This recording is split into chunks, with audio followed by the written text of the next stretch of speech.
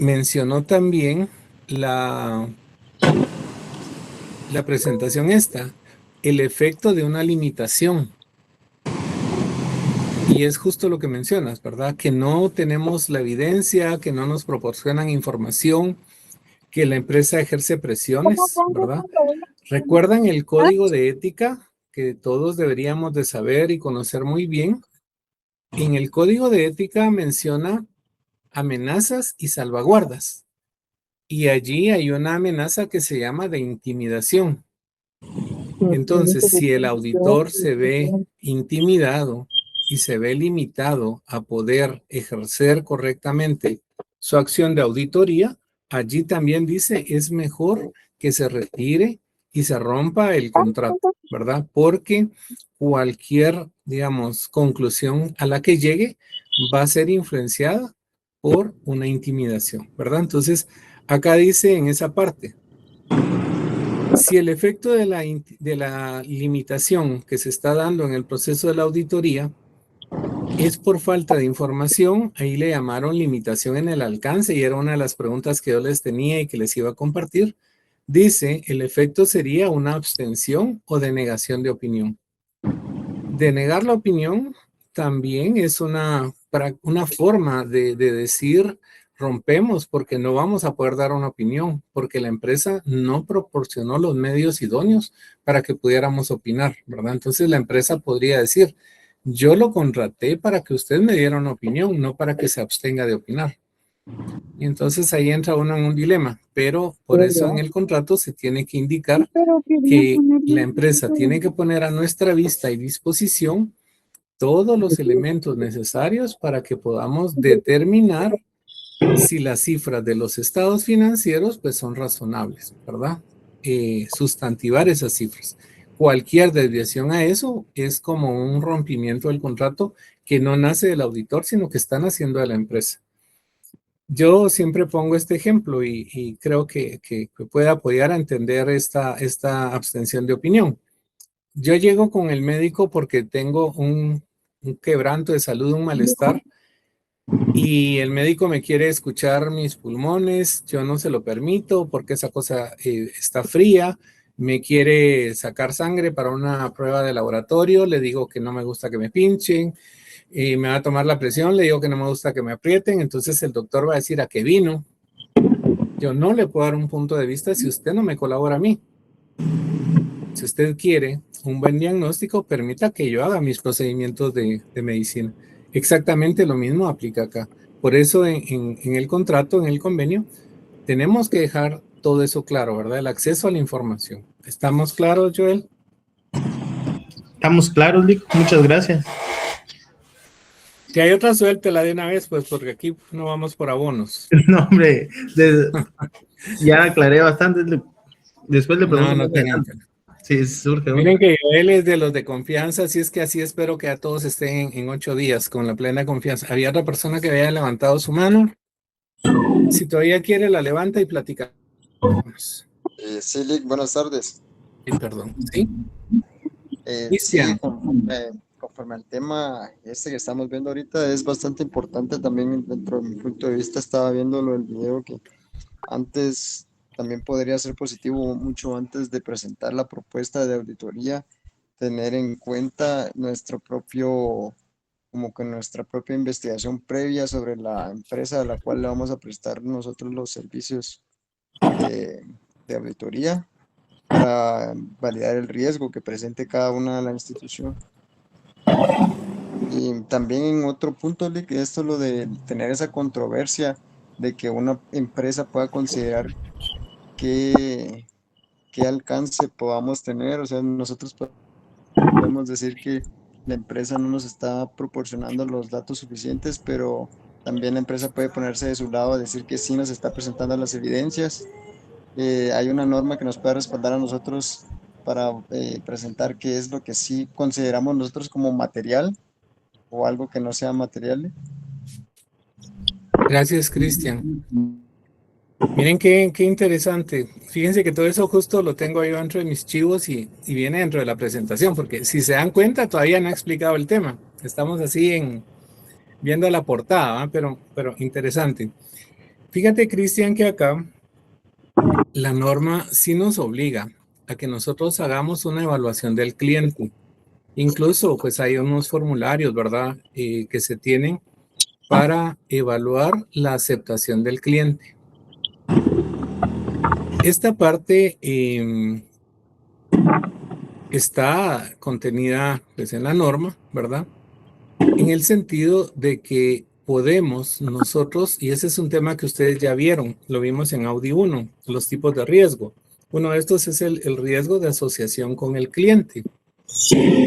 Que si el cliente es una persona individual o jurídica que está cometiendo actos en contra de la ley, por la simple asociación con ese cliente podemos sufrir un daño reputacional. Dime con quién andas y te diré quién eres, ¿verdad?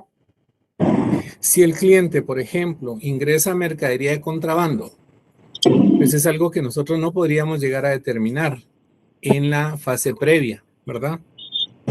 Porque no tenemos un portal donde podamos verificar eso. Pero si durante el proceso nosotros nos damos cuenta que cuando pedimos que ampare las importaciones y no tiene las debidas pólizas, está la NIA 250 que ustedes ya vieron, que es incumplimiento de leyes.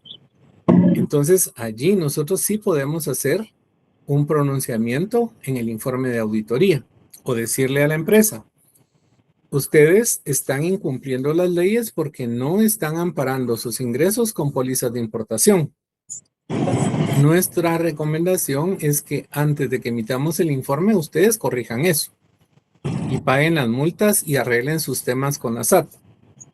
Si lo hacen, vemos el efecto en el dictamen y podemos hacer un párrafo de énfasis que no necesariamente pudiera calificar la opinión.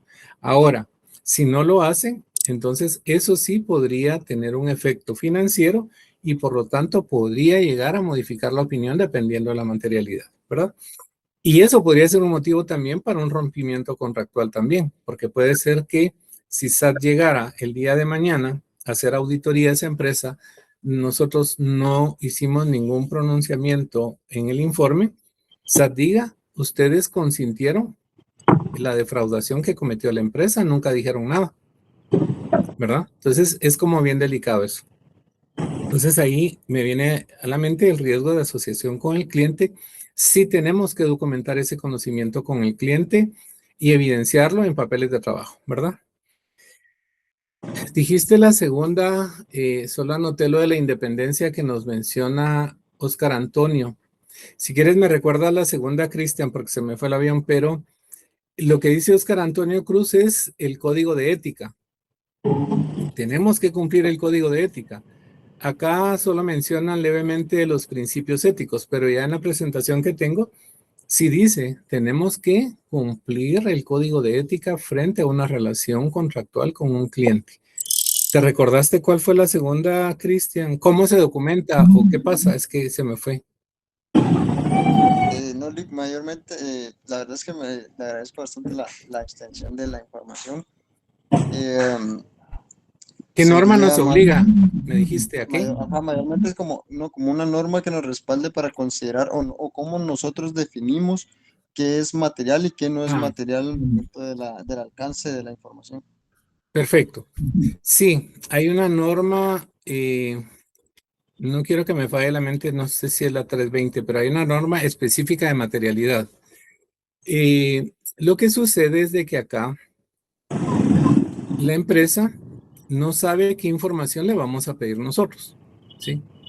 En la parte contractual, nosotros le pedimos que nos entregue la información necesaria para poder emitir la opinión. ¿Cómo podemos emitir la opinión? Haciendo una revisión, una evaluación de los estados financieros. Eso implica que tenemos la potestad de pedir el 100% o pedir una muestra. Eso no lo sabe la empresa, ¿verdad? Tampoco debería saber qué le vamos a pedir. Gracias, Steven. Si es la 320, ¿verdad? Mi cabeza no me falló, pero es que cuando uno se emociona con estos temas, no, miran, ya se me estaba olvidando esta pregunta. Realmente la empresa sí está obligada a que nos proporcione lo que le estamos requiriendo para la auditoría. ¿Qué pasa ahora? yo creo que tu pena es un poquito desde el punto de vista del auditor. Ustedes ya vieron el tema de planificación. Sí, en la planificación, ustedes determinan una materialidad, determinan el sistema de muestreo, determinan qué es lo importante para revisar. El auditor está obligado a revisar eso.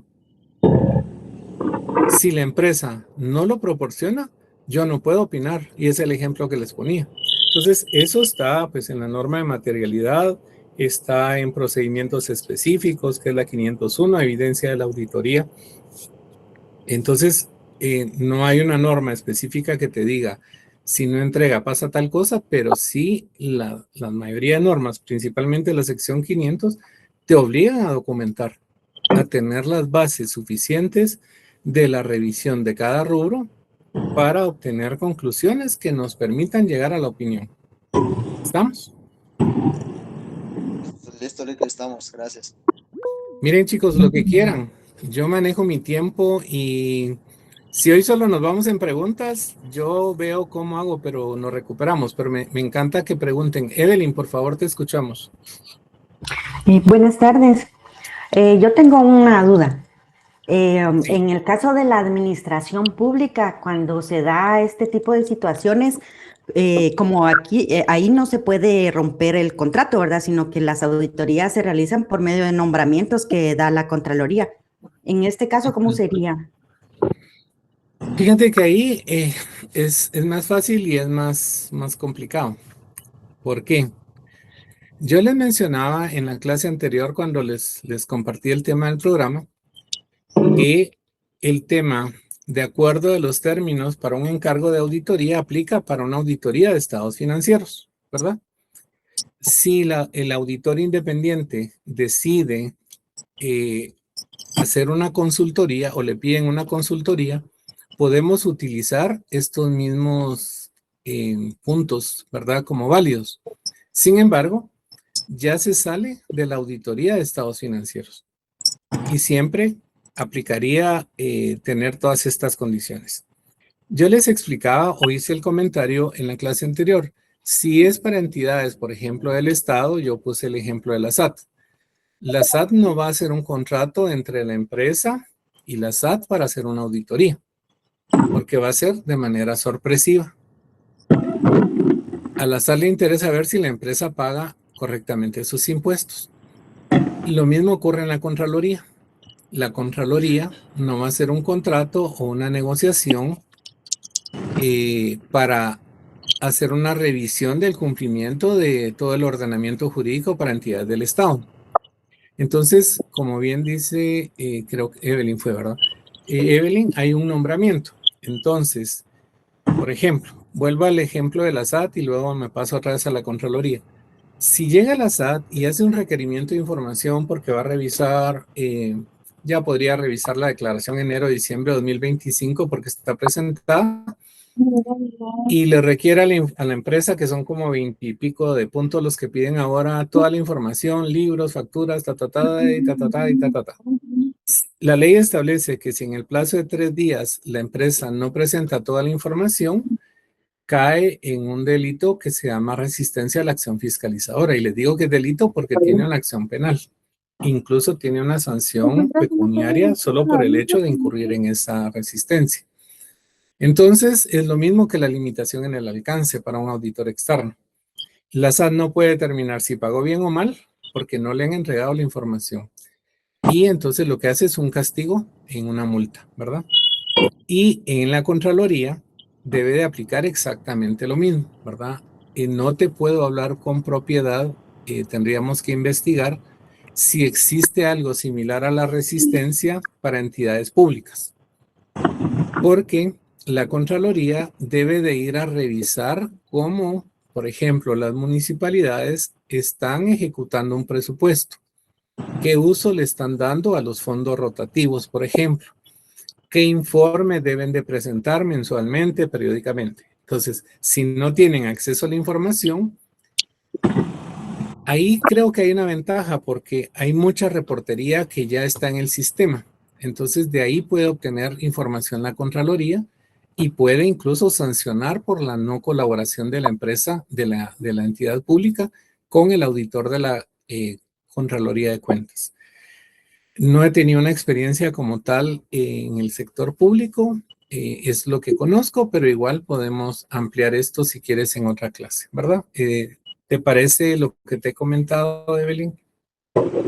Sí, licenciado, muchas gracias. Ok, bueno, entonces estábamos. ¿Qué me interesa que rescatemos de las precondiciones de la auditoría? Dice evaluar el marco de información financiera.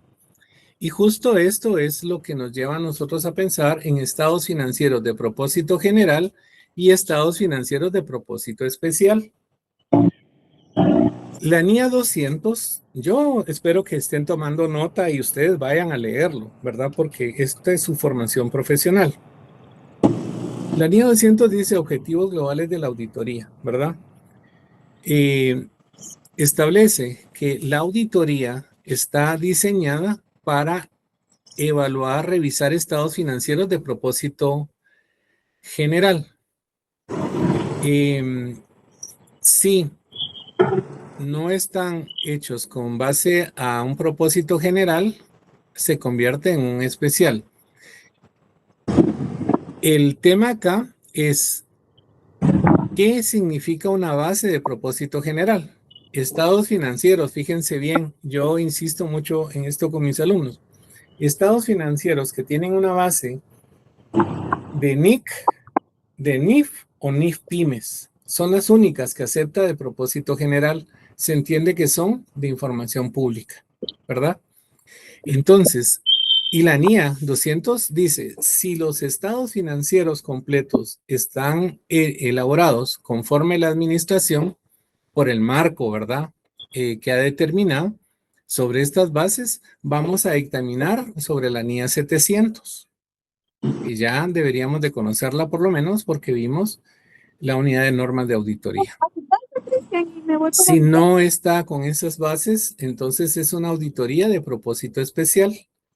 ¿Qué significa esto? Que es una base distinta a estas tres, NIC, NIF y NIF Pymes, ¿verdad?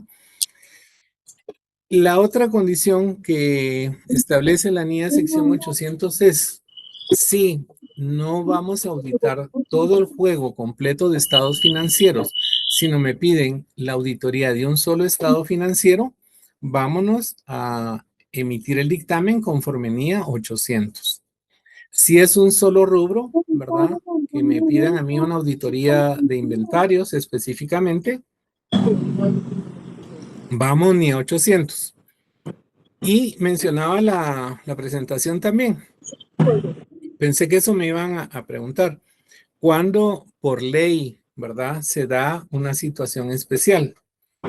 Por ley, ¿qué condición diferente podríamos tener en Guatemala? El Colegio de Contadores Públicos y Auditores adoptó las NIC, las NIF y las NIF Pymes. Todos deberían de estar bajo ese ámbito. Pero, ¿qué pasa con los bancos?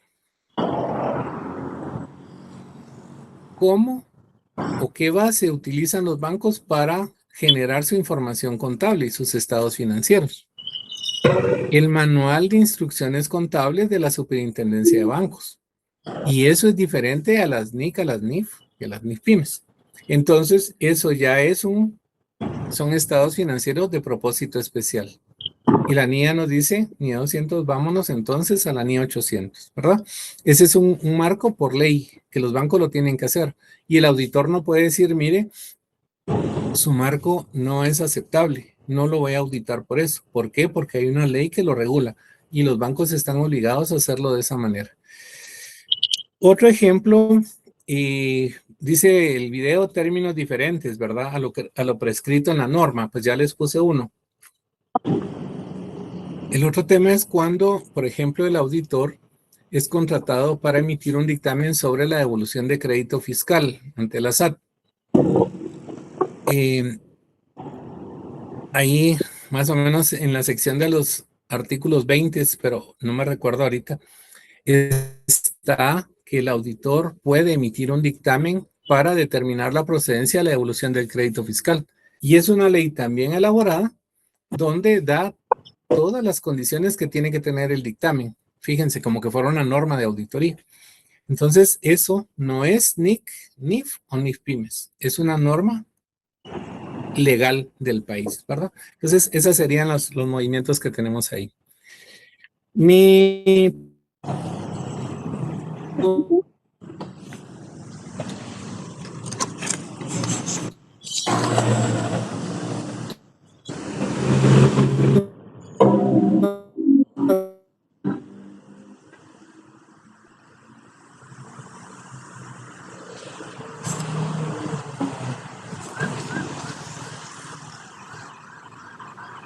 trato, ¿verdad? Acá está. Es que tengo unos mis chivos ahí. Fíjense bien, pues voy a continuar con la presentación, pero yo creo que la vida profesional puede enseñar a veces más que una definición, ¿verdad? Es increíble, fíjense, cuando uno está en el ámbito de la auditoría y se dan este tipo de negociaciones o de transacciones.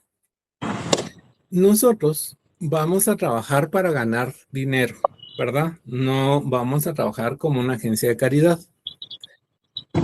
El código de ética establece que lo vamos a hacer conforme a un esfuerzo. Eso significa, ¿qué implica para mí auditar una empresa? Si es una empresa grande, voy a tener que invertir más tiempo, más esfuerzo, más recursos. Si es una empresa pequeña, pues puedo invertir menos recursos. Les hablo de un parámetro de comparación, ¿verdad? Otro es volumen de transacciones. No es lo mismo auditar una empresa que emite 24 facturas al año, porque solo facturas relacionadas, ¿verdad? Una cada relacionada al mes, 24 al año. A que auditemos, porque yo ya tuve a la vista una empresa distribuidora, al menudeo, que emite diariamente a veces 5,000, 8,000 facturas a nivel nacional, diario. Y con una serie de facturas de series de esto a regiones, donde llegar uno, armar un día y evaluar un día, cuesta un montón. Imagínense hacer una revisión anual de los ingresos por ventas de una distribuidora así. Eso implica meter más gente, más análisis, mejores sistemas de uno, pues hay que cobrar más caro, simplemente. Entonces, el tema ético ahí es ese. Pero, ¿qué pasa? ¿Qué quiero llegar? Es increíble que vamos nosotros a cotizar, a hacer la propuesta sobre un sentido objetivo, ¿verdad? Donde les digo, vamos a cubrir costos, vamos a obtener para pagar la nómina del personal que nos asiste y nos vamos a quedar con una utilidad luego de los costos fijos, variables, Pero hay empresas que uno llega y cotiza y le dicen, mire, sí, es a su servicio, pero ¿será que nos puede hacer un descuento? Y empezamos el regateo como que estuviéramos comprando y vendiendo aguacates. Uno dice, en el mercado se hace una buena práctica, ¿verdad? Y las personas que nos venden saben hasta dónde van a llegar. Y a veces uno por molestar dice, mire, ¿será que no hay un descuento por ahí? Va, le hago un descuento de un quetzal. No lo esperaba, dice uno, ¿no? Solo es una práctica. Pero las empresas también actúan así con uno, a pesar de que es un servicio profesional. Mi consejo ahí es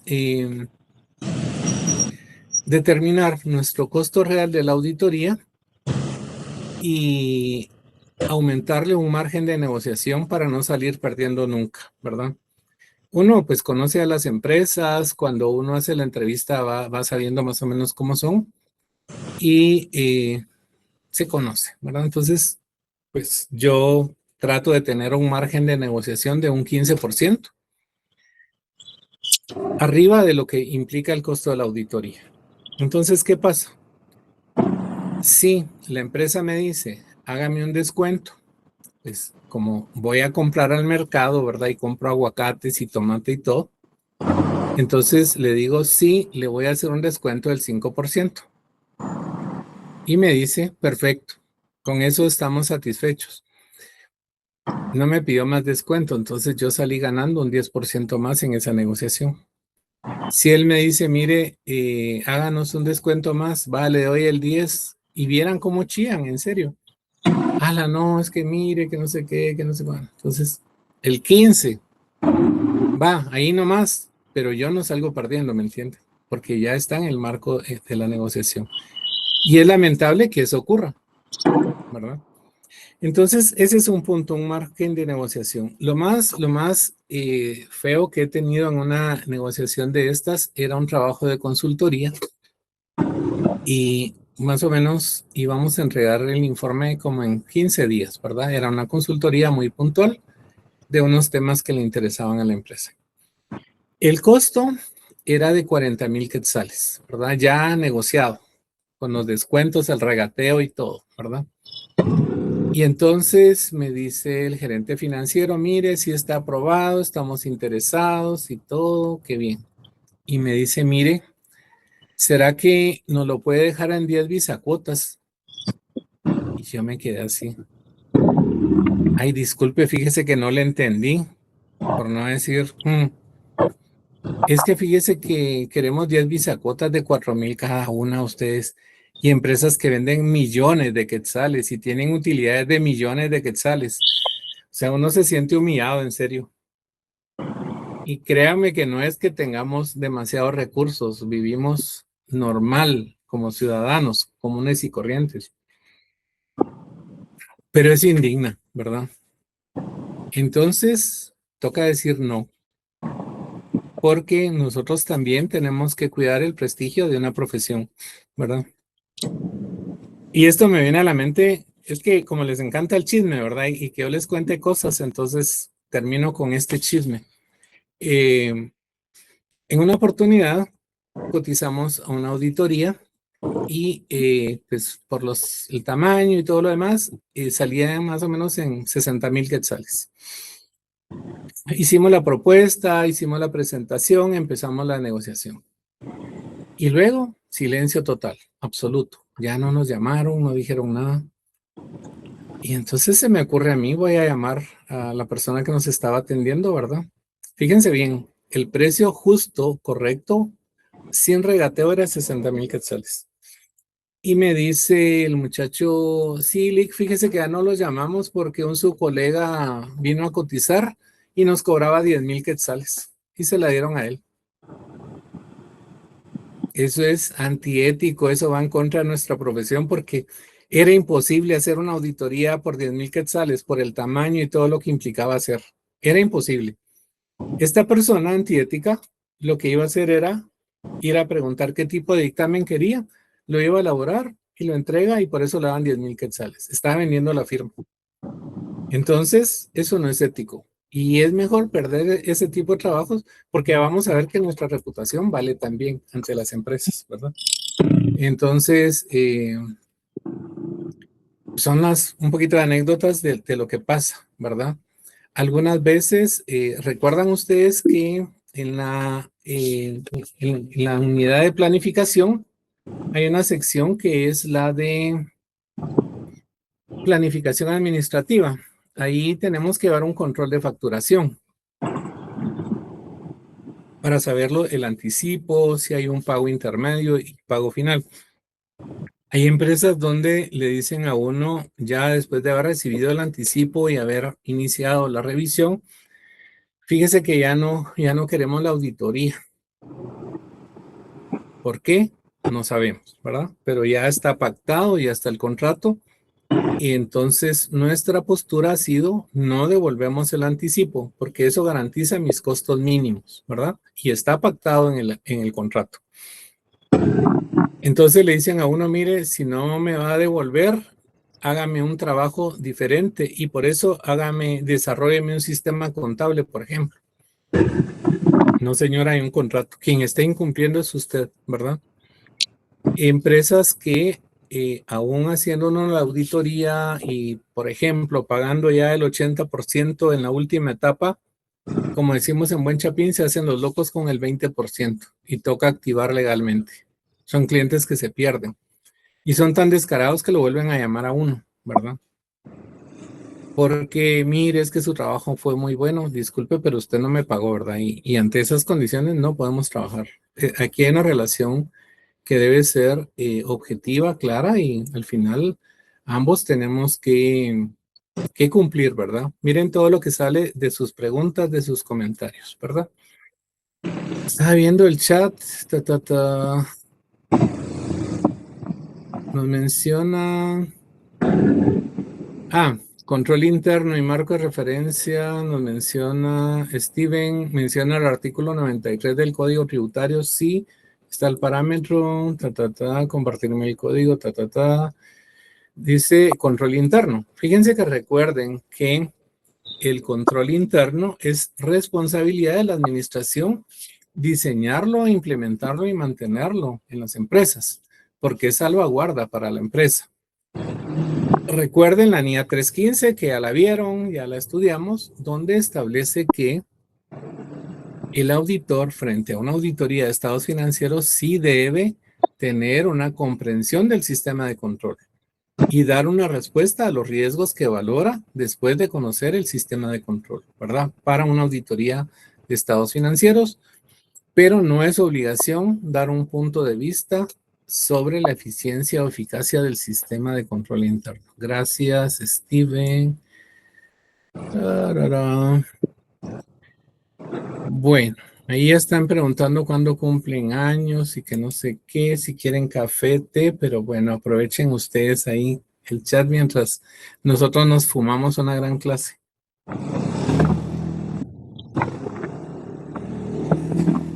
¿Tienen más comentarios, dudas? ¿Estamos bien? No hay más Por el momento comentarios. estamos bien, Lick. Gracias. Vaya, Joel, fíjense que estamos empezando a conversar. Vamos a darle un jalón todavía a la presentación porque jalemos un par de diapositivas aquí por lo menos.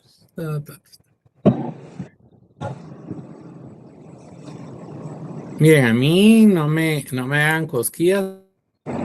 Yo me pico con esto y aquí nos vamos.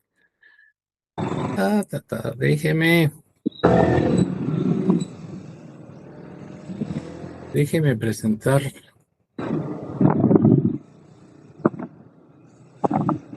¿Me confirma alguien si están viendo la presentación? Porque esto no sé. Sí se ve, licenciado. Entonces, Sí miren, se pues, ve. gracias. Vamos con una parte que es básica, ¿verdad? Saber qué es un servicio profesional. Primero, pues tiene que ser para efectos de una auditoría, un colegiado activo, ¿verdad? No solamente ser graduado, sino que nosotros también seamos colegiados activos, ¿verdad? ¿Qué es lo que implica un servicio profesional? Pues una satisfacción, ¿verdad? De una necesidad que tenga una empresa o una persona. Puede ser una necesidad intangible o una necesidad material, depende del tipo de servicio que vayamos a prestar. Recuerdan que el Código de Ética establece que la función, la actividad del contador público y auditor es en función pública, ¿verdad? O de interés público. Entonces, eso nos hace pues estar al servicio de personas que tengan que presentar información general, ¿verdad? Para varios usuarios. Ya vimos un poquito la NIA 200 que nos manda 700, marco diferente nos manda 800, ¿verdad? Lo de los acuerdos de los términos, vimos un poquito el video ya de las 210. Les decía, para mí importante el cumplimiento ético. Con esto me voy a quedar. Básicamente es lo que nos regula la actuación profesional como auditoras y auditores, ¿verdad? Dice saber si nosotros vamos a aceptar un servicio teniendo el suficiente entrenamiento, capacitación, que es lo que ustedes están haciendo. Las habilidades, a veces muy especiales, equipo especializado para desarrollar esa auditoría. Ser responsable frente a lo que nosotros vamos a comprometernos a presentar, ¿verdad? Saber que nuestro equipo de trabajo pues va a hacer las prácticas de una manera adecuada, ¿verdad?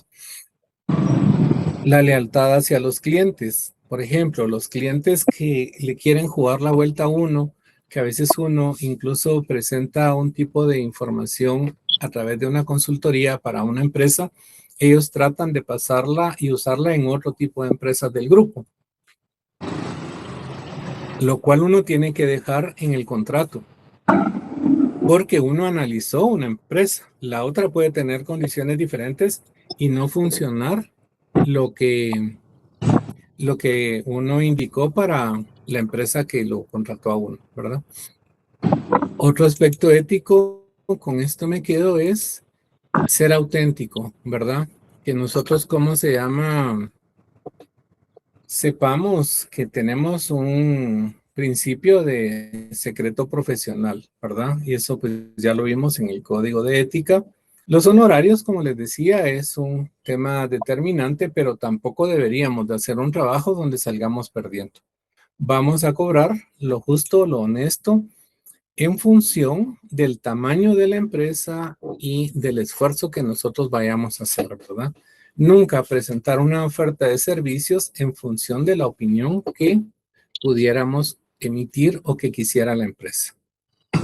Hasta acá un jaloncito por ahí para poder adelantar ahí. Mañana, entonces, tenemos viernes feliz. Se nos fue el periodo como agua. Yo estuve feliz de hablar, de resolver dudas. Me encanta que se interesen. Si seguimos así el semestre, van a aprender lo que no tienen una idea, ¿verdad? Gracias, estimada Andrea, por todo tu apoyo. Primero Dios, a todos nos vemos mañana sin falta en Viernes Feliz de Auditoría. Feliz noche, Lick. Feliz noche, Lick. Feliz noche.